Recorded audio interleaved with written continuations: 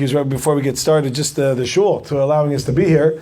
This is beautiful because not everybody will just let you come in somewhere, which is really, really an amazing idea to be able to use this to spread Torah.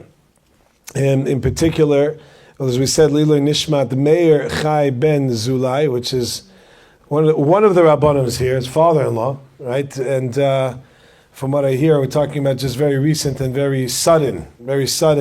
And I just want to point out to the family, just something was an amazing thing that I just heard coming in. I think it's a big deal to leave this world with the mitzvot. And I'm just Ashkenaz, so I'm going to say mitzvahs just for me, but mitzvot. Now, it's a big deal. It's a big deal to live with mitzvot. And one of the biggest mitzvot that we find was that we know that Avraham Avinu was having a conversation with God. He was talking with Hashem. And I don't know how many mitzvot there are that you could be having a conversation with God and say, God, if you don't mind, I'm just going to go do something right now. Okay, could you wait for me? Is that okay? And that happens to be Rashi gives different opinions about what exactly. By the way, I'm going to think Chazak. I'm not there yet. We didn't even start the speech. Right? But think Chazak. We'll come back to it.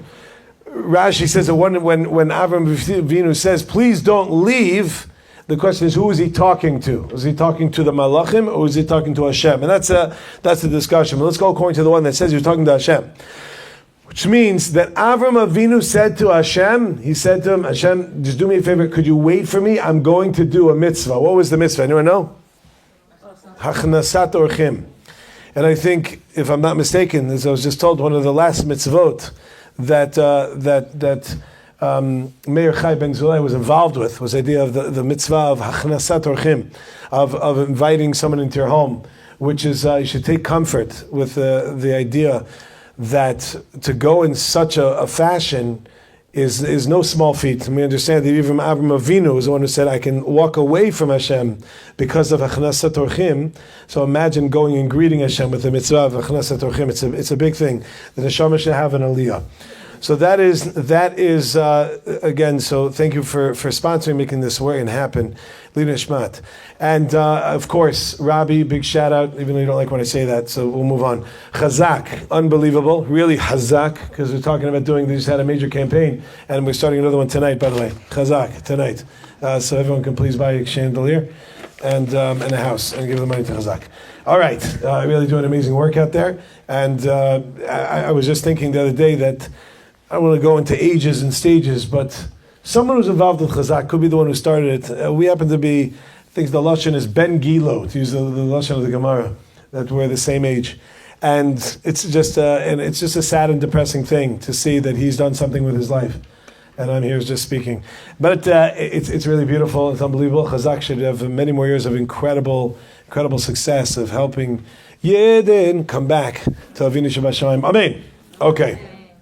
Now, I want to say, because we talk about, when we hear bad news, we're very, sometimes people are very quick to tell bad news. I don't know exactly what the excitement is. I'm not saying I don't have it. I just don't know what it is, what exactly it is.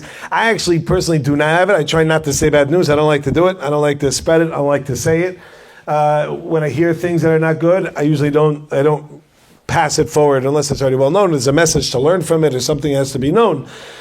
Not a big fan of passing on all the craziness that's happening. I do want to say though, to say good news is a big deal, right? And the Gemara says to be mavasa tov, that's big. Mavasa ra, you don't want to be someone who's going to be mavasa b'sorot, chalila b'sorot ra'ot. Say something which is not good. So you want to say something which is positive, something is good. So I want to share with you, some of you, I'm imagining by now, because of just the way the world is today, most of you are familiar with this, but I was speaking with someone today who didn't know this, and I was shocked. I actually myself didn't know it until somebody told me. There were today in Eretz Yisrael, maybe some of you are familiar, a lot of craziness that's happening. There were 3 bus bombings that happened today in Eretz Yisrael. And but I told you I don't like to say bad news, so I'm not telling you bad news. I'm not telling you at all. What's the similarity between a yeshiva guy and a terrorist? They're always late. They don't know how to set their clocks properly. There are 3 buses in Bat Yam that exploded in Eretz Yisrael at 8 o'clock. they just set it for 8 p.m. instead of 8 a.m. So the buses were totally empty, and the buses were like away from anybody. The goal is to have coordinated attacks where they're going to kill hundreds of people at 8 o'clock in the morning. And instead, I was talking to my wife a moment ago. Someone asked me when I was walking in if I live in Brooklyn, and I said, now or like ever? I mean, I lived in Brooklyn for a year. It was a great year. I don't remember any of it. I was 0 to 1. And that was it. What street? Don't know. No idea. No clue. I live in Eretz Yisrael, so I was talking to my wife. She said, this is crazy. There's 0 public transportation. 0. Because they shut down everything. Shut down all the buses, all the trains, all the whatever. Ben Gurion's on crazy whatever it is. Lockdown, thing about who, blah, and everything.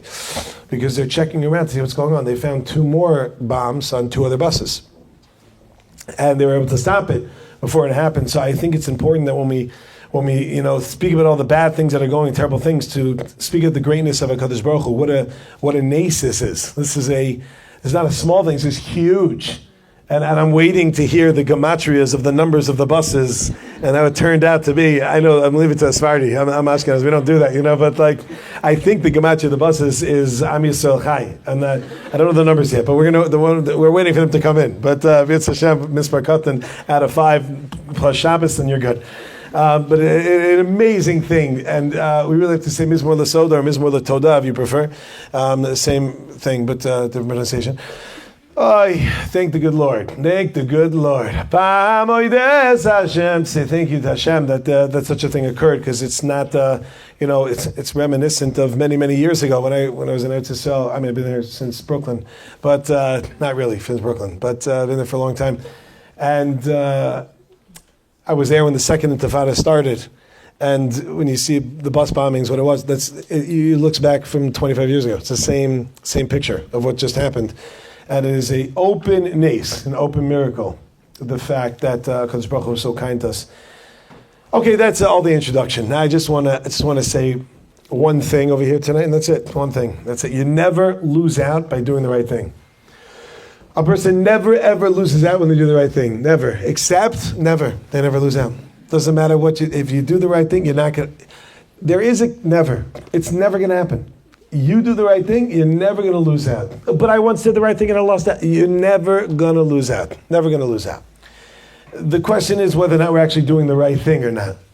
There's this thought that people may have. It's like, okay, I know that maybe I should do this, but at the same time, it makes more sense for me to do the other, right? Like, I don't know if we said this the last time or 2 times ago or 5 times ago, whatever, but, the pasuk says, Rabbos machshavos belev ish, va'atzis Hashem yisakum, and that's the whole debate, and this is, I don't know if we mentioned this idea, the debate between the husband and the wife when the baby is crying at night, who wakes up, right? Who gets up to go get the baby?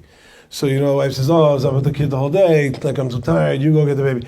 And then the man says, yeah, but I wasn't doing anything, you get the baby. Right? And, whatever it is, I was at work, I was working hard for the family, okay, yeah. You get the baby, back and forth. And finally, the husband says, I can't, what do you want me to tell you? It's a pasuk. It's a pasuk. It says, Rabot machshavot belev ish. There are many thoughts, that a man has. Va'atzat Hashem. But what is the advice of Hashem? He takum. She should get up. Okay? So that's it. And then the wife said, are you Jewish? Don't you know how to read a pasuk?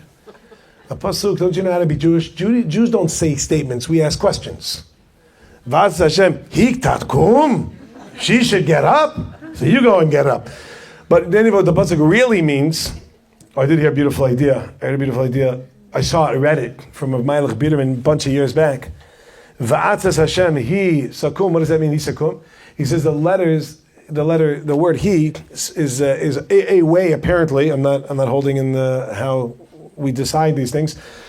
Apparently, one of the ways you can write the letter Hey. The letter Hey itself, you could spell it as Hey Yud Aleph. Okay, and what does that mean? Atz Hashem He Sakum. That's why Avram Avinu was first Avram until they added the letter Hey. And the letter Hey spells out Hey Yud Aleph, which is Rashi Tevot. If you switch on the letters to Im Yirtza Hashem, Aleph Yud Hey, and that is Atzat Hashem He Takum, means that Ba'at Hashem He Im Yirtza Hashem Takum. If Hashem wants, it's going to work. If Hashem wants it to happen, it's going to work out. A person doesn't lose out by doing the wrong thing. So we're doing the right thing. The wrong thing, you lose out. But he does it if a person does the right thing. But it has to be a cheshbon. But maybe we should, so, the examples, a person has to go to work. A person has to go to work. A person has to be involved with whatever it is that they need to do in order to take care of things. But also, you're supposed to daven, you're supposed to pray. So does a person run out of shul early? Do they leave davening in order to go ahead and to get to work? Let's just process that information. You have a meeting with a very important CEO. You've been waiting to get this meeting. I'll cut to the chase. The CEO is God. You have a meeting with God.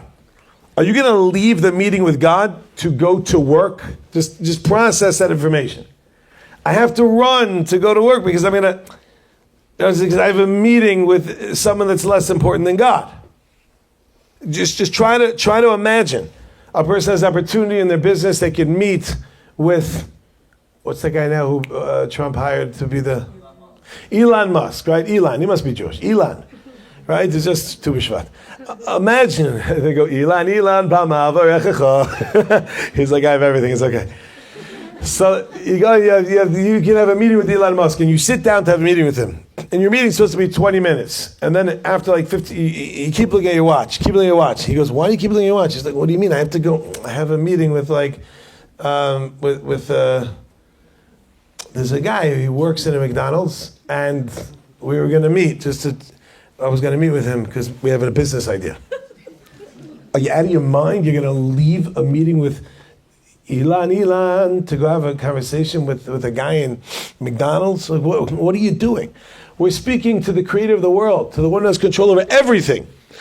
And we now leave that in order to go do something less? How does that make any sense? So what we say, whatever that means is that Rabbos machshavos b'leiv ish v'atzis Hashem hisakum, that is that it probably makes sense to take advice from Hashem. And that is like, do what you got to do. You never lose out by doing the right thing.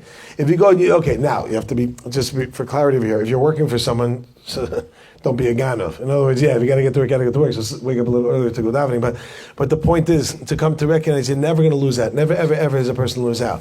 The question is whether or not we'll even notice the things that we are losing if we were to do the right thing. I was having a conversation this morning with somebody. I arrived this morning from the Holy Land, and I was in Passaic, New Jersey. I was davening Shachar's there, and at the end of Shachar, I was about to leave, and the guy comes over to me. We're schmoozing with the guy. It was a great conversation. I had a great time with you. If you're watching this, thank you. Great conversation. And we were talking about this concept about do the right thing. Just do what you got to do. Help other people, be involved. Remember last time we spoke about the idea of helping other people and how but he was like, do what you got to do the right thing. You're never going to lose out, but do you notice it? Sometimes we wonder, like, why isn't Hashem giving me certain bracha in my life? Why do I not have certain things? Like, what's going on? Like, what's the miniyah? What's holding back some things? And there's many, many different answers to this. So just come to all the different shiurim. I guess we'll get a bunch of different angles. But one angle is that it's actually sitting there waiting for you. It's right there. The bracha is there. The Chassam Sofer says about Mashiach, that Mashiach is here right now. In every generation, Mashiach is in the house. The question is whether or not he gets activated. He's essentially a sleeper cell until he gets activated. But it's there, it's right there. The question is, are we going and living up to what we're supposed to be doing in order to allow it to come to fruition or not? Do we allow the thing to sprout, or are we closing it down from Rabbos Machshavos, from our thought process of what we think that we know a little bit better than Hashem, we know better than God, when it's literally sitting right there for you? I'll tell you a story about this that to me is, I don't know, it's a great story. If you know the story, you know the rules. Don't be that guy. The story is that there was this young man, and religious home and all that jazz, but went through whatever he went through. Don't know what he went through, but whatever it was, wasn't so great. And he started going downhill. He started going a little less and doing a little less and not being involved as much and being less and not as much. And his parents are not so happy about the state of his religiosity. And but what could they do? I mean, he was already a grown man. He was like 8 or 9. So like, what could you do? Okay, he's a late teen, 18, 19, 20. And the kid says one day he wants to go on a trip. And not only wants to go on a trip, he wants his father to sponsor the trip, to pay for the trip. And of course, yeah, I'm going to sponsor the trip when you're totally off the derech, like not following anything. And why don't I send you to another country just to do other things like that? So he said, yeah, that's the idea, Dad. Yeah, that's the idea. So he said, okay. And they were going back and forth. And finally, the father says to him, I'll tell you what. I'm willing to fund your trip on one condition. So what's the condition? He said, I'm willing to fund the trip on the condition that you are going to wear tefillin every day, except for Shabbos. He says, one day off? He goes, yeah. He said, that's it? Kosher, whatever? He's like, I'm happy as much as you do, but you have to commit to me you're going to wear tefillin every day. He knows he hasn't worn tefillin in however long it's been. So he says, okay, fine, no problem. If you're paying for my whole trip, the flight, the thing, the whatever. He says, do a cheshbon, figure it out, tell me how much it's going to cost, and we'll work it out. He works it out, he tells the thing, and I just want to say thank you for some of you who know the story we weren't telling. Thank you. I know who you are. So he goes ahead and he says that, all right, he works out the money, and he goes. But, every couple of days he speaks, how's it going? Yeah, good. You put it on tefillin? Yeah, put it on tefillin. Okay, good. But halfway through the trip, he calls up, he's like, Dad, listen, I made a mistake. I need a little more money. He's like, you need more money? He goes, yeah. He's like, you're putting on tefillin every day? He said, yeah, Dad, like, enough with the tefillin. Like, I'm putting on tefillin every day, okay? I'm putting on tefillin. Okay? I'm putting on tefillin. He says, yeah. Okay, yeah. I'm going to send you the money. Just give me whatever details you need to. Yeah, okay, great. A day later, calls up, Dad. Just sorry to be whatever. Did you send the money? He goes, did you put on tefillin? He's like, what is it? I put on tefillin. Okay? You sending the money? Yeah. Next day, same thing. Finally, this couldn't take it anymore. He didn't have enough money. He had to literally fly back home. He flies back home, and he flies into a rage. Oh, you said you're going to send the money. This is like ridiculous. And after he screamed his brains out, his father says, did you put on tefillin? He's like, enough of the tefillin! I hear that word one more time. We're going to kill. There's no tefillin. Ah! And he goes, I put on tefillin. I put it every day. He goes, you put it on? He goes, yeah, I put it on. Why are you yelling at me to put it on? I put it on. He goes, bring me your tefillin back right now. He's like, what do you want my tefillin back right now? Okay, what do you want it for? Eh? I hate you, okay? I hate you so much. He goes, get the tefillin back. He goes, he brings the tefillin back. He goes, open it up. He opens it up. And there he sees lying in there a wad of $5,000 cash. Did you put on his tefillin? What's going on? We think that we know better. No, I don't have to do certain things that Hashem says. I have another way of doing it. Don't you understand? Where's the bracha? Hashem, where's the blessing in my life?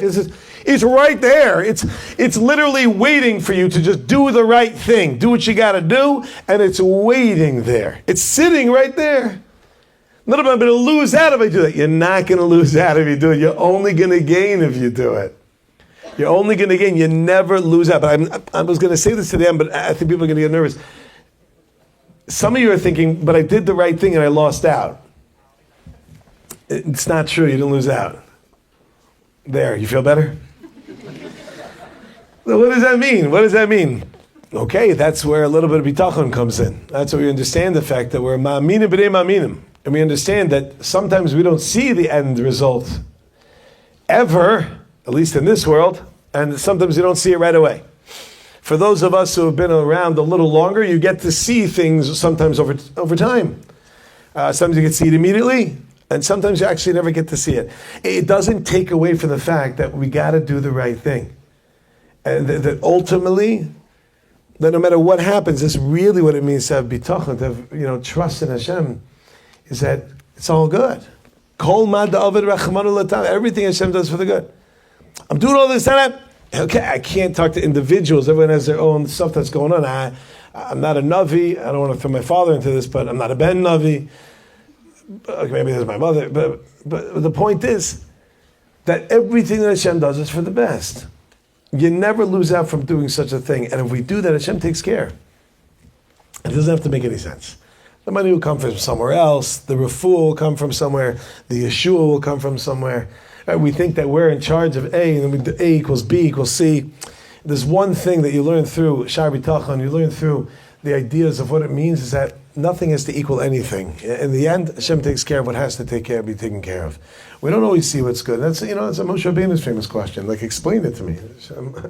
Hashem says, listen, I'm more than you. You're not going to get it. It's the bottom line. But understand that everything that Hashem does is for the good. But it's sitting right there. And I saw there's recently a Vayimayin video that came out, and I didn't see it. I listened to it because it's too much to watch because my brain's just, it's too much. Too many pictures. Anyway, I'm listening. And there's a Rav from Chicago. His name is Rabbi Robinson. And he does a whole story. If you want to see the entire story, go look on Vayimayin and see it. It's probably on Torah anytime, right? But you'll look over there. It's a great story, but I'm just going to cut straight to the chase of what the message was. Essentially, he came to Eretz Yisrael, and before he came, he got a phone call that Rav Meilich Biederman wanted to meet with him. Rav Meilich Biederman wanted to get his community involved in helping fund a program. So, Rav Robinson said, listen, I'm going to be in Eretz Yisrael in a few months, and when I'm there, then maybe we can meet if we have time, and I want to see the program to understand what it's about before I can get my balabat, people in my synagogue, my shul to get involved. He ended up saying, okay, fine, and when he comes to Eretz Yisrael, he gets there, it's already late, it was Corona time, he got his car until he finally got it, and then his sister said, listen, I know you're hungry, come, why don't you get a sandwich, and then, I made a sandwich for you, eat something, you'll go to sleep, you'll have a fresh start tomorrow. On his way to his sister's house in Yerushalayim, he realizes, I'm going to go there the first thing. I got to go to the coast. I got to go to the kotel. I need to go to pray. I have to go visit as close as we can get the Mukam and Mikdash. Before that's the first thing I'm going to do. When he gets there. Who does he meet up? It's already like 3 o'clock in the morning. He meets coming to the kotel 3 o'clock in the morning Rav Meilich Biederman. Meilich Biederman, for those who know, he's a holy rabbi. And they're making his way there with this, and he says, "Oh, Rav Meilich." He says, "Oh, yeah, maybe we can meet up." And Robinson had mentioned he had his personal things he was coming to Eretz Yisrael to daven for and whatever it is for his family. And he said, "Oh, can we meet on Sunday? Here's my Gabe, work it out." So he went to the Gabe. The Gabe said, "Yeah, we'll meet on Sunday." But he said, "Why don't you come with us? We're going now to say Tehillim. We're going to daven. Tehillim. Sometimes people they get attached to this concept. You want cash money. You got to say Tehillim. Anyway, so he goes ahead and he says, "Come to that." I love it. How it's amazing. And he said, "Come to the kotel with us." He said, "Okay." And he went. He davened with them, and he formed a beautiful relationship. And the next day, the guy called and said, Rav Meilich now is in Meron, and he's davening specifically for your family. He said you have something you had to daven for. And then they met on Sunday in a beautiful relationship, and he gave him a personal gift. He gave him a tehillim with his signature, a little inscription, whole thing, and they have a good relationship there. He said, "Imagine I wouldn't have gone to the kotel. I would have gone for the sandwich. What would have happened if I would have gone for the sandwich? No one's going to have any time. They're going to have a claim against me. I was hungry. I got there, get a sandwich, go to sleep, and tomorrow go to the kotel. What's the big deal?" It's not that you have to, it's not an obligation of sorts, but what would it have been if I would have done that? Then I would have missed all of that interaction and that relationship and that bracha that came from it. And he thought to himself, how many times do we have where the bracha is waiting for us over here and we end up going here? And it's literally waiting for us right over there. And we just go that way. And we don't even know that we missed it. We have no idea whether we missed it.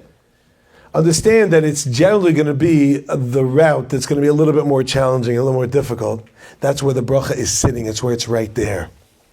The mashal that's told is about,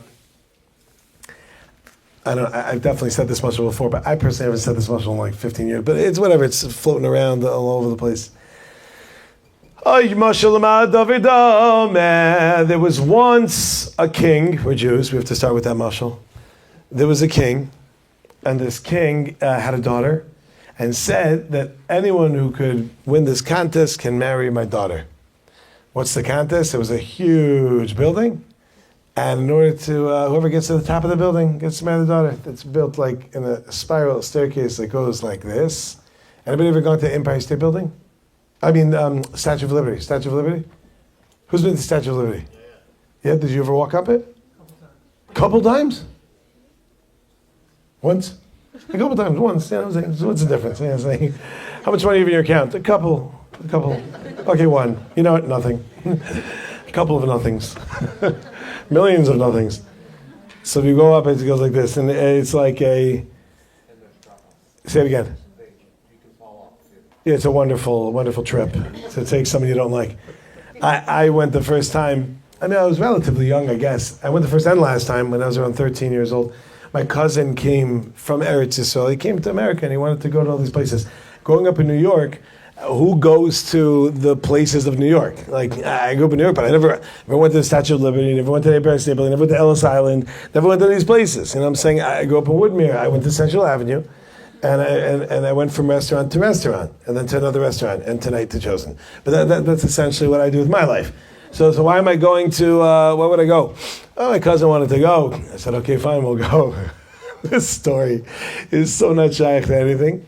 But I'm going to tell you the story just because it's shaykh to this part. This is based off a Mishnah. It's not really based off a Mishnah. It's a story that happened, and I attached a Mishnah to it afterwards. But, that's what we do. The Mishnah says, Al Tomer Davar She... Anyone? Say it? I was hoping you'd know. Okay, I'll make it up. Al Tomer Davar She'ef Shal Lishmoa Shesofo Lihishama. Don't say something that can't be heard, because in the end it will be heard. Various explanations of what that means. One of them is, you think that you're going to say something they're not going to know what you're talking about. In the end, they're going to know exactly what you're talking about.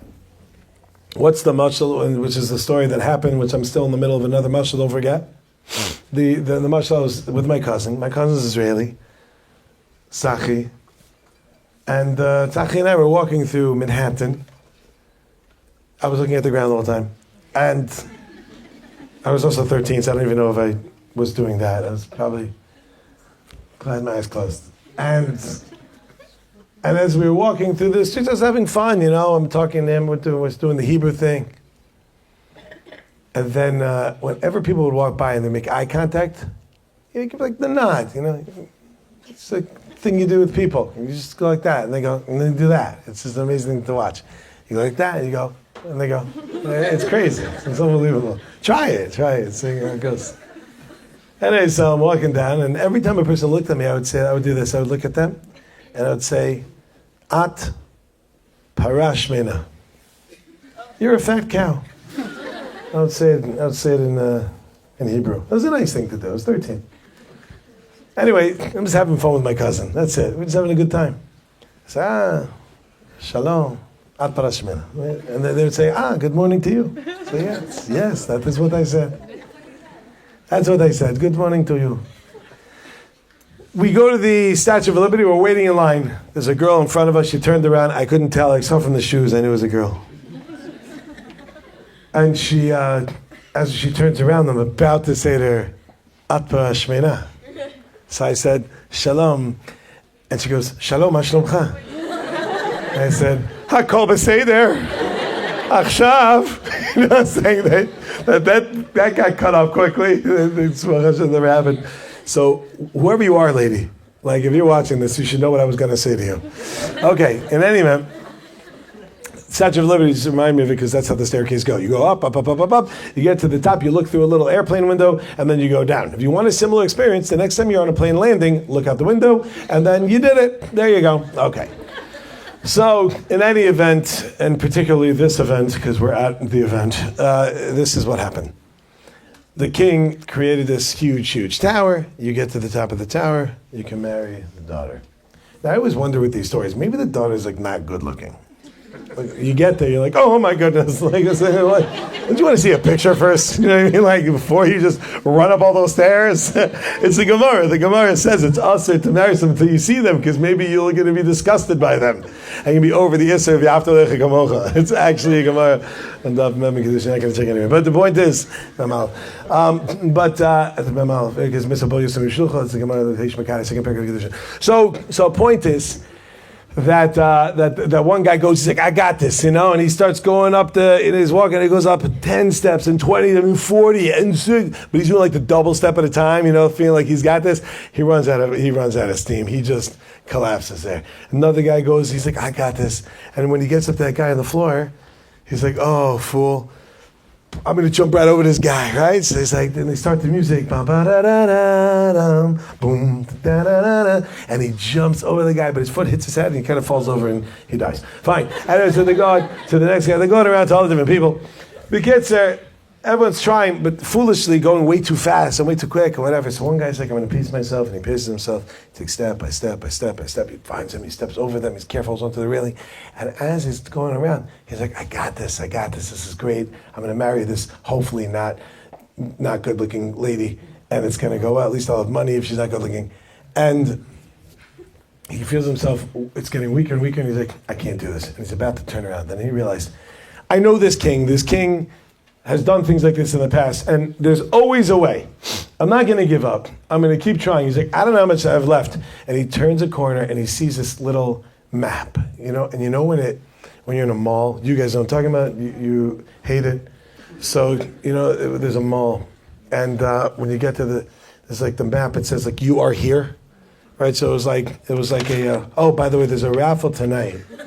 If everyone can please, I think each ticket's $100. Now, there was a map, and it says, you are here, right? So this was the whole tower, and this person, after walking up for like 20 minutes and getting these, whatever it is, and go steep steps, it says, you are here. And it's like, oh no, this is crazy. I'm on the very bottom. This is after walking so much. Wasn't sure what to do. So he says, you know what? I know this king. He does right things, and he pushes himself till he's about to collapse. He turns the corner, and there's an elevator. Push the button, elevator opens, gets in, gets to the top. She was good looking, they got married.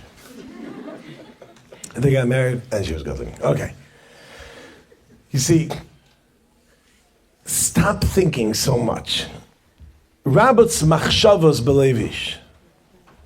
Atzis Hashem yisakum. It's just, what is the Atzis Hashem? Stop overthinking. How am I going to do this? What am I going to do the other? Who's going to be... Let go, and let God. Lig, right? Let go, let God. That's the bottom line. Yeah, bring it back. Right? They say, you got to let go and let God. Right? The fact that Hashem's going to take care of it. We got to do the right thing and never lose out by doing the right thing. If a person does that, Hashem says, oh, you're working with me, you're working for me, I'm going to take care of you. I'm going to take care of you. It's going to be good. But how? Explain how. That was the mun. That was the whole, what was the whole purpose of the mun, of the manna falling from the heavens?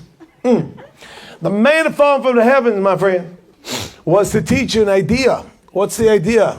The question is, why would Hashem set it up in a way that it had to be that every day, you understand what this was, just try to imagine this. Imagine for a moment that you go to sleep with nothing. You literally have nothing. You have nothing in your house. You have no food, you have no money, nothing. The next morning you wake up, the funny thing is you can imagine it now. It's called Uber Eats. But imagine the next morning, by your doorstep is the food. I don't even know what Uber Eats is.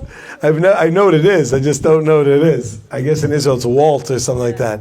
But all the ones who goes on. But it's like basically every single night at certain seminaries in Israel. But the point is that it's right there, and it's right. The food is right there. You go to sleep, thank you. You go to sleep and you wake up, and the next morning it's right there. It's waiting for you. This is an amazing concept. This is what the mun was. And then what would happen? You can't leave it over. You can't leave it over till the next day. And what happens if a person goes in and they leave it over till the next day? It would rot. Ribono Shalom. Why do you have to set it up like this? Give me a month's supply. Give me a week's supply. Why does it have to, every day I have to go through these nerves? The answer is because it was training ground. It was training ground to get to a level where Boteach and Hashem, it doesn't have to make sense. Drop all these things. Understand that I got you. You just got to do what I'm asking you to do. You do what I'm asking you to do, I'm going to take care of you. There's a story about this guy. He's working in an office, and he sees one of his friends who works in the office. He didn't see him for like a week or two. He knows he was overseas. He suddenly sees that he shows up one day with a whole stack of receipts. And he goes into the boss, he puts him down, and he says, okay, I'd like to get reimbursed. It's like, for what? And the guy's like, listen in, like, what's he at? He puts his ear in the cup, and he realizes he can't hear because he's closing off his ear. So he moves it away, and he actually listens. And as he's listening, he hears, for my business class ticket, I want for the restaurants, I want for the hotel. And he's like, what is going on here? And then he sees the boss going, all right, you know what? No problem. He writes him a check for everything the guy just showed him. He's like, yeah. So he tells his secretary, I'm going to be gone for a few weeks. Hold my calls, I'll be back. Comes back after 2 weeks, he's got a stack of receipts. Walks into the big boss, he's like, here you go. He goes, here I go, what? He goes, here's the, if you could just, you could Zelle me, you could, whatever you want, a check, I'm saying cash is king, whatever you want. He's like, what are you talking about? He goes, look, I stayed at this hotel, it's very expensive, I'd like money back. I got a new suit, I went out to restaurants, and I may say I had a great time. So are you going to pay me? He's like, absolutely, why would I pay you? Where were you the last 2 weeks? He goes, I was vacationing. He's like, you're fired. Fired? What are you talking about? I did exactly what the guy before me did. He goes, what guy before you did? He's like, Bob. Remember Bob? He came in with the receipts. You paid him the money. He's like, what are you talking about? He's like, he came in like 2 weeks ago, gave you the whole thing in receipts. He's like, yeah. He's like, you didn't pay him? He's like, I did. How? I mean, it's Zelle. Fully, it's Zelle. He's like, no way. He's like, what's the difference? Why wouldn't you pay me? You're paying him. He said, because you disappeared for 2 weeks. I had no idea what you were doing. He didn't disappear. I sent him on a business trip because I have a bunch of clients that I need him to meet with. I didn't make sure that he's well rested for the meeting, so I sent him business class. I want to look good for it. I mean, he's meeting a person, an important person over there. I needed him to take him out to go to dinner. I took care of his clothing because he's working for me. He's working for me. It's all on my tab. No problem. I'll take care of it. Oh, you're working for you? That's on your tab, my friend. That's Rabba. He's like, well, how am I going to pay for this? He goes, I don't know, because you're fired.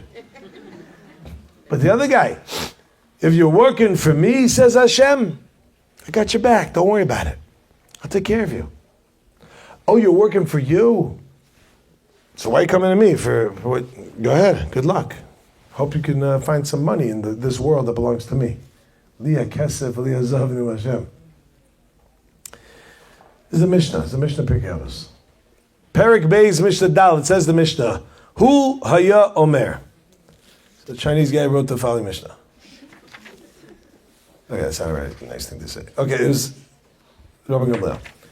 Hu haya omer. Aseh ritzono kiritzonecha kadesh yaseh ritzonecha kiritzono. Make Hashem's will like your will in order that He makes your will like His will. What does that mean when it says make Hashem's will like your will in order to make your will like His will? Says Rabbeinu Yonah that if you go ahead and you do what Hashem wants, kasher adam oseh ritzon atzmo b'chefetz u'b'taiva, just like when you do what you want, you do it with a desire and with a drive, with a passion. Ken yaseh lo ratzon HaKadosh Baruch Hu. V'lo lahafrid ritzon HaKadosh Baruch Hu yizbarach ritzono. Don't make a separation and distinction between what your ratzon and what Hashem's is. Should make Hashem's will like your will. That's the ultimate what we're trying to do over here. And what will happen? Man from the heavens. Oh my, out of nowhere. Okay, thank you very much. Thank you. Am I allowed to do an Ashkenaz? Is that okay? Yeah. Baruch atah Adonai Eloheinu melech haolam she'akol nihiyeh bidvaro. Amen. I didn't have to stress the Ashkenaz. Okay, I know that. Do I need a mic? No. Can you hear me? Yes. Who said no? I love that question. My kid said that to me the other night. They go and they said to me, it's so much better without a mic. My kid said to me the other night something I said, he said, I said, it's time to go to bed. He goes, I can't hear you. I said, you can't hear me? He goes, no, I can't hear you. I said, how are you answering me? He goes, I don't know. Doesn't make any sense. He's like, I can't hear you. All I know is I can hear me a lot better now that I don't have this. All right. Says Rabbeinu Yonah, what does it mean? Vashem Yisbarach Mazbia l'chol chai ratzon v'nosen lechem l'chol basar l'chol beria kedei machsaro. Uvazeh chevtzo retzono. V'im tizke lios retzon l'fan of yaser retzoncha gam b'tzorcha olamcha koton v'yitein parnasacha shehu zeh retzono al kol boi olam. When it says, make Hashem's will like your will in order that He'll make your will like His will, what's your will? What's your desire? What do you want? Money. Yeah, who said it? Where you at? The guy who didn't hear me. Yeah? Who is it? Yeah, he's got a couple of bucks over there, a couple of dollars over there. Now throwing out some of them dollars over there. What's taking my, yeah. Right? So we're talking about this concept of, that you say, what is it? You say, do Hashem, whatever Hashem wants, do what He takes. And He said, you're on my payroll. And He said, if you're on my payroll, I'm going to take care of you. That's Rabbos Machshavas B'Leivish, is that we keep thinking we know more, we know better, we're going to try another way. But enough. You're on my payroll. Do what I tell you to do. You'll be taken care of. I mean, be intelligent. Be careful. I mean, don't just throw away your money unless it's on Shabbos. I mean, on Shabbos don't do it because it's Shabbos. But unless it's for Shabbat. Sorry, Shabbat. For Shabbat. Say it again. You're Hasidish? Well, unless it's Shabbos. Oh, I'm not getting into it. Anyway, Shabbos. I didn't hear you. Right? So unless for Shabbos. Now, what does that mean? Unless it's for Shabbos.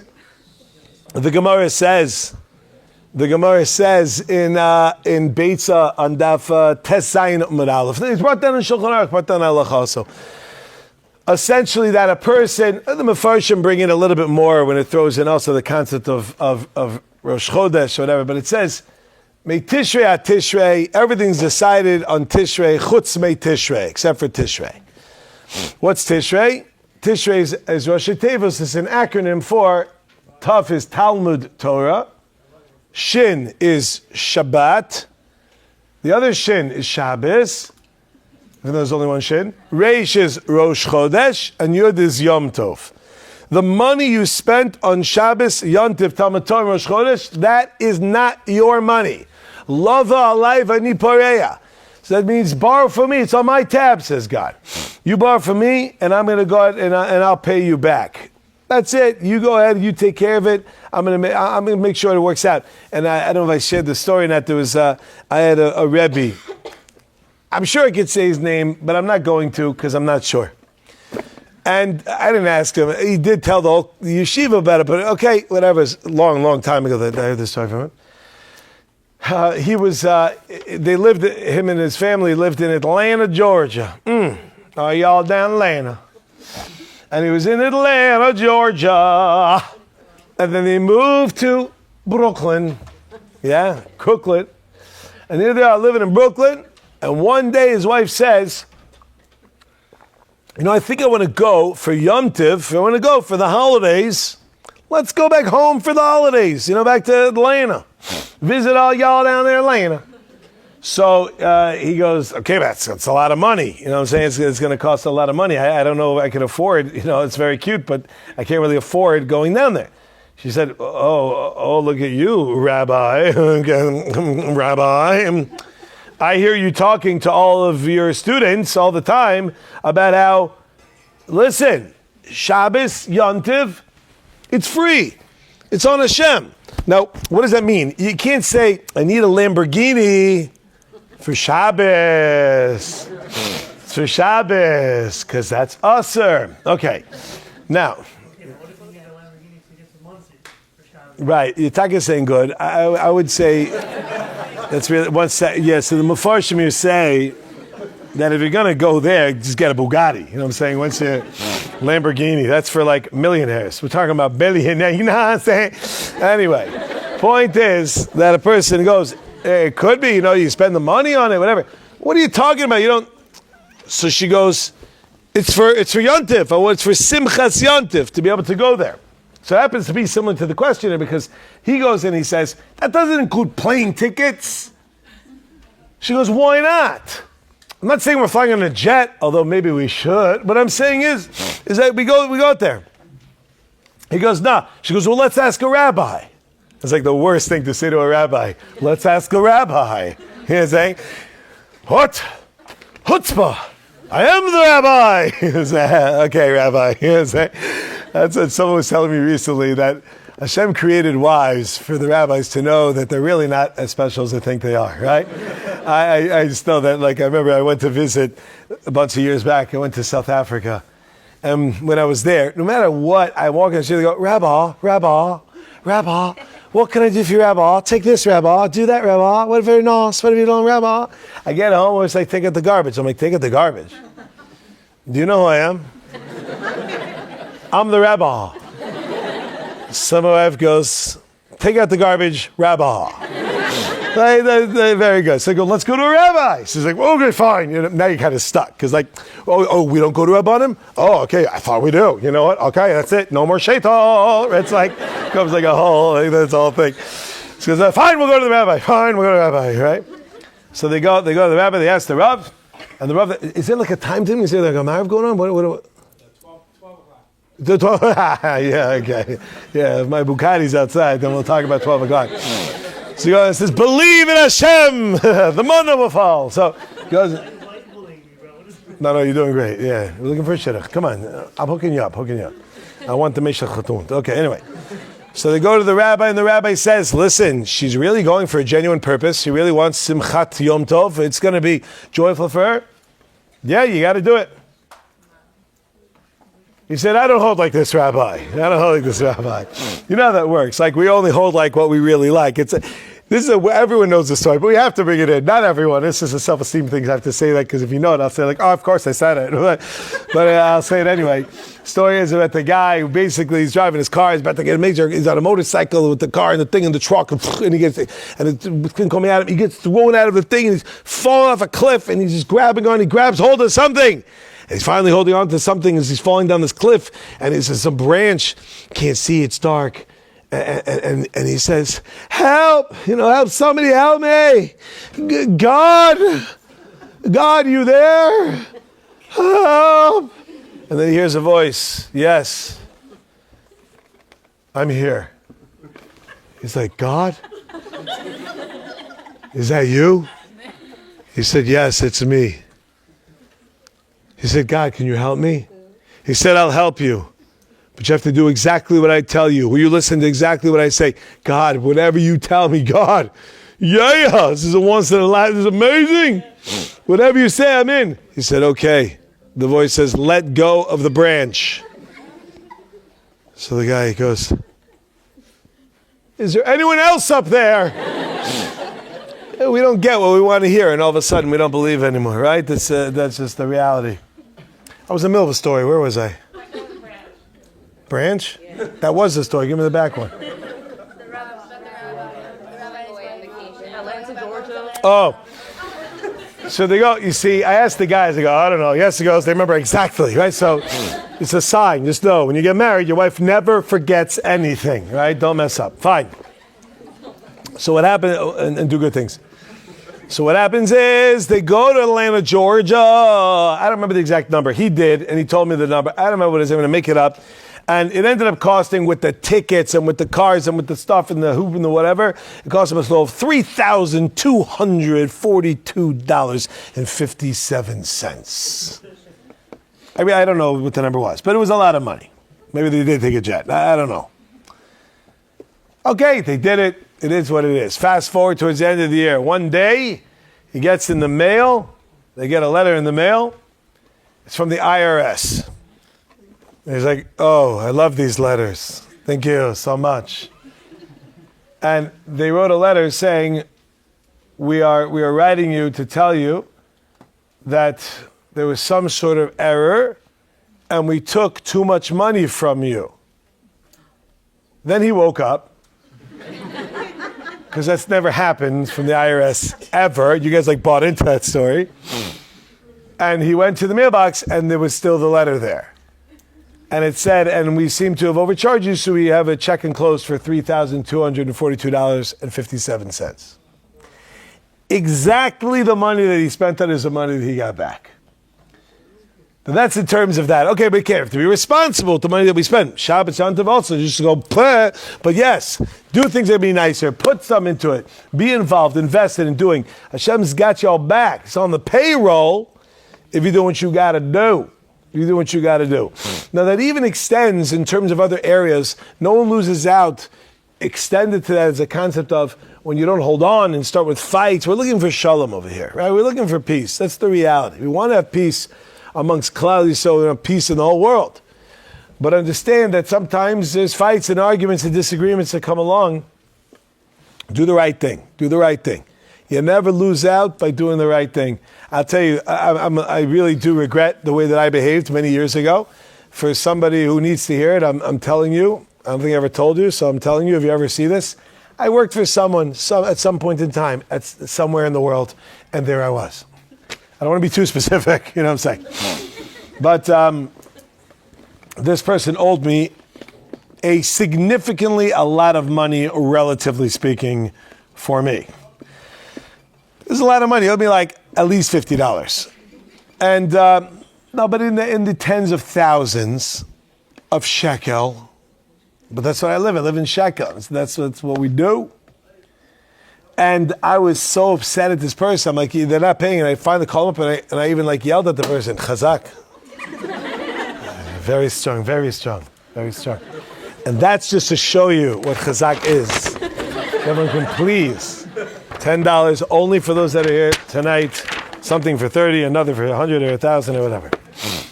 And I'll tell you what, if you're willing to donate at least $500, $1,000, $10,000, you'll win the raffle. I'll gift you one of those, okay? But give it to me, please, and I'll help you out.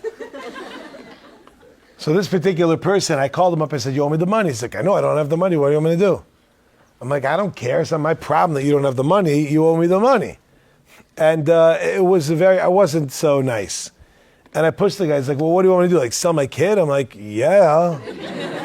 You have a lot of them. I mean, like, what's the... So he's like, nah, I don't know what to do. I have like Svarim, I'm going to sell Svarim in a car. I'm like, sell Svarim in your car. Nah, I don't know what he did in the end. I really don't. He got me the money in the end. But I really do feel bad about it. Feel bad the way that I pushed. And if it would be today, then I would probably do the wrong thing again. But it would be wrong. It's hard. It's a big challenge. Someone owes you money, and to go into a fight with them, and to argue, and whatever it is very hard. How do you deal with such a thing? So I want to tell you. Right, yeah, that made a lot of sense. So we're going to move on, but I do appreciate that thought. So you do remind me of another story, though, but I'm not going to. Okay, I'll tell you the story. The story is, it's not related, but you just ADD'd me. So you're like, you hit the button, so. Now, I'm in the middle of another story. This story is going to be bad. I didn't start it yet, but in my head, I'm in the middle of it. So there's another story. Afterwards, come to me if you want to hear. I have a great story for you. So what happened is, I heard the story from the person it happened to. This is not, I'm not telling you like a long, long time ago in a faraway land. Oh, it was relatively speaking a long time ago, and it was in a faraway land, but it wasn't like from those type of stories. The fellow who told me the story told it to me. And I'm going to tell you what he said. He was working in Israel in a particular company. I love this story. Just wanted to share that with you. Let's start over. So I know the story firsthand. The guy tells me he's working in a company in Israel.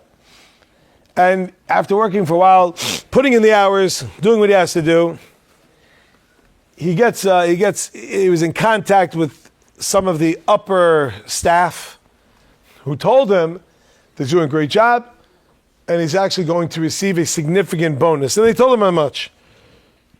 He's getting like a big bonus. And he was like, wow, okay, very nice. After like a week, he didn't get the bonus. So he's like, didn't know, like, what does that mean he's getting it? When's he getting it? How's he getting it? What's going on? He waited another week, and finally, so he called up his boss. And he says to him, like, we're just dealing with this project, whatever happened to the bonus? And he goes, what bonus? He's like, well, you know that awkward moment when you're not sure, is that a joke? Was that real? So he goes, huh, in between, in case he was being serious, he'd be like, did you hear that horn? But if he's not, he goes, this is laughing. And he goes, and he says, what about the bonus? He goes, what bonus? He goes, the bonus, huh, what up? He said, you okay? I keep hearing a weird noise. He's like, oh no, there's a horn. And he says, there's no bonus, what do you mean? He's like, what are you talking about? I spoke it over with the other person, And they said, yeah, the bonus. He doesn't know what he's talking about. It's really uncomfortable. It's like, I'm telling you, we said we're going to have this, not this. Looks at the emails and things that go back. It becomes a weird, uncomfortable situation where he's still working for the person, but now he's not getting it. Does he approach it again or not? He decided to wait. About a week later, another one of the people in the company is coming from America, who's also an upper person. He's meeting with him anyway, and he'll bring up the story. So he meets with the guy somewhere in Israel. And when the meeting was over, he says, and I got to tell you something, it's just on my chest. I got to share with you something. He says, what is it? And he tells him, the whole story. And the guy says, oh, he's like, yeah, I heard about this. Like, I heard something was going on. He's like, yeah, so what's the story? He goes, listen, I could just tell you, I can tell you from behind the scenes, you're wasting your time. You're not going to get the money. Just let it go. He's like, oh, okay, I'll just let it go. Fine, good day, have a goodbye. What do you mean just let it go? What is this? Like, this is like real. He's like, I'm telling you, like you're wasting time. So he really was bothered, but he said, you really think? He's like, I'm telling you, it's going to. I know this. It's not going to end well. I understand it's uncomfortable, but you were making what you were making. You wanted that. You're not getting it. Okay, sis, move forward. He's like, oh my goodness. He goes, where don't you live in certain places? He goes, yeah. He goes, I'm going that way anyway. I'll drop you off. He's okay. He gives him a ride to his house, and when the car pulls away, he looks up and he says, Hashem, I don't know what's going on here. All I know is that you run the world. And if I put in my shtadlus, I did my work, and like, it's not happening, I give up on it. In other words, I don't give up, I just give on it. You know what I'm saying? I'm like, I trust and if you want me to get the money, you'll get me the money, and if not, it's not up to me anymore. I accept it, I'm moving forward, I'm not bringing it up with them anymore, I'm being mochel, it's over.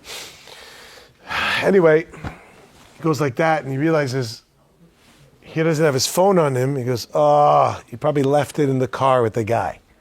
Now he knows where the guy was driving because he came to that neighborhood to drop him off. He was going somewhere else.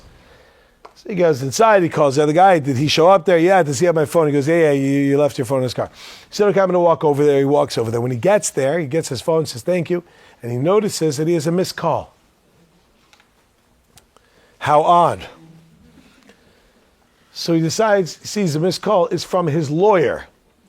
And he's like, wow, I love getting calls from lawyers. This is probably a good thing.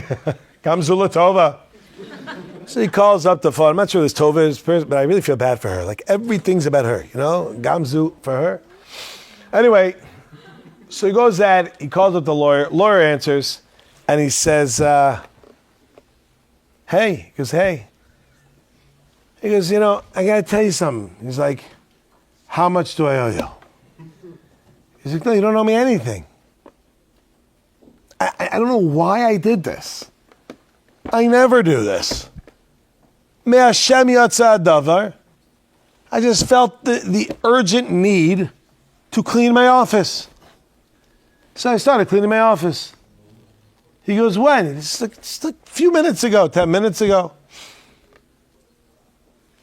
And I opened up a file that I never would have opened. It was sitting on my thing for months. I'd be like, okay, you notice it sits there forever.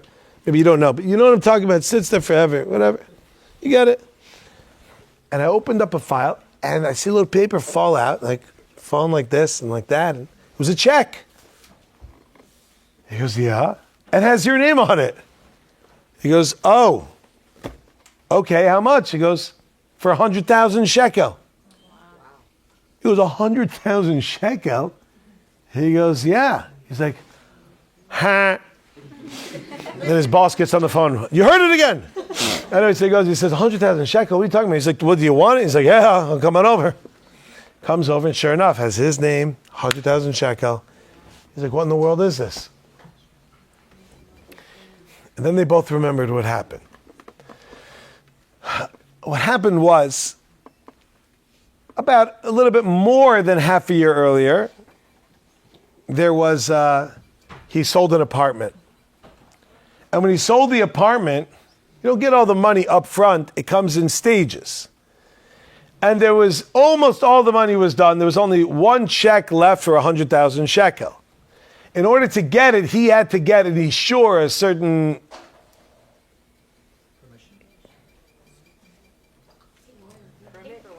like a permit. I mean, permission works, but not in this, it's like a permit, some sort of paperwork permit thingamabob, in order to go through. You need this one ishur. And the guy said, when you send it to me, then I'll send you the check, we'll work it out. Fine. So it takes a month to get it. And then finally when he gets it, he has to send it off, noted in this and who not in the other, whatever. That takes time. And then that's what he did. And I mean, if anybody runs a household knows you have stuff going on, you're trying to make a parnasa, to take care of things, you got kids, this, that, stuff happening. Okay, they fall between the cracks. The guy sent the letter, totally forgot about it. The lawyer got the letter, he said, and he put it in the final thing. Then he got distracted, totally forgot about it. And that check sat there for 4 or 5 months until finally he realized it. It was still within the amount of time he could use it. And then he came along and he ended up getting the 100,000 shekel. And he's thinking to himself, 100,000 shekel? Interesting. He was supposed to get a raise, and the raise that he was supposed to get, the bonus he's supposed to get was 94,000 shekel. But he knows there has to be a connection between the numbers. So he's like, what is it? And he realized that the gematria of the 3 buses turned out exactly. Anyway, so he's thinking, what was it? Then he realized, just a drop earlier, he's married for a long time, and he never, he bought gifts for his wife, but this time his wife's birthday, whatever it is, he wanted to get her a nice gift. And he ended up spending 6,000 shekel, which is a lot of money for him, in order to go and get a gift for his wife. And that happened to be, put those two together, you get to 100,000 shekel. It was the right thing, that's what he's supposed to do. Let this go, watch out for chazak, and buy your wife jewelry. You go, you put these things together, and you walk out. You're not going to lose out for doing the right thing. It doesn't always end pretty, but it always ends pretty. We don't see it. Sometimes we don't understand the whole picture of what Hashem is showing us, but understand that ultimately, kol ma'adav rechmana l'tava. Okay, now the hour is late in certain places of the world. So what I'm going to do right now is a quick recap of what we did, end of the one point, and then I'm going to run very quickly. Okay. You know what I'm talking about. Okay. This is going to be rough for me because we had a lot of, I don't know how well, I'm going to try. I don't know if I'm going to remember everything, but we're going to try. So we started off in the beginning.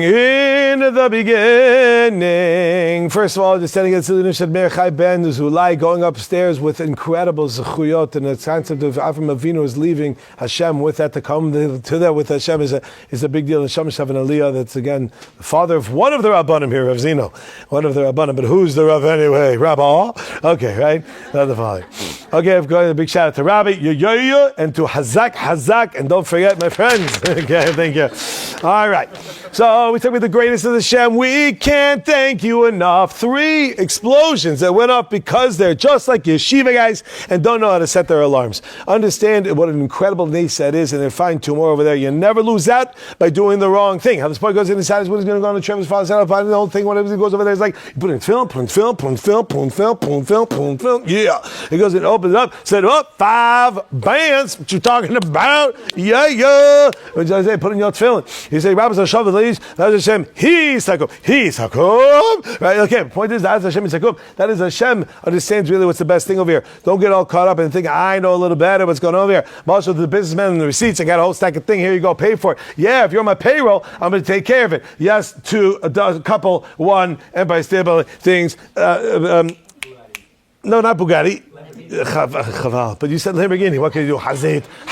Okay. There you go. You guys get a Lamborghini. Right? Make the right choices and make sure that it's waiting for you. We spoke about the Rav from Chicago. Who, what if you imagine we're going for the sandwich? You're allowed to go for the sandwich. But I'm going to go to the thing of it is waiting for the bracha is waiting for you. This guy sometimes push a little bit to go out and do this thing of it. Even though maybe it's supposed to do such an idea, it's still recognized that the person is just a thing over here. Then we got to the story about understanding when a person goes over here, you go and you push a little bit and you turn the corner, and all of a sudden he sees the map, you are here. Then he goes a little more, goes over the top, and she was actually good looking. Right? So that's the concept over here, what's happening over here. So going to push yourselves and understand the fact that I'm on Hashem's payroll. I got to do what I got to do. And that's what the mission says. And the